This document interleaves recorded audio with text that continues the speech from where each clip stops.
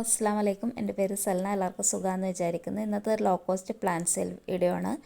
15 രൂപ മുതലുള്ള ചെടികളാണ് ഇന്നത്തെ വീഡിയോയിലുള്ളത്. ചെടികളൊക്കെ അയക്കുന്നത് TTDC കൊറിയർ വഴിയാണ്. ചെടികൾ ആവശ്യമുള്ളവർ സ്ക്രീൻഷോട്ട് എടുത്ത് വാട്സപ്പിൽ മെസ്സേജ് അയച്ചാൽ മതി.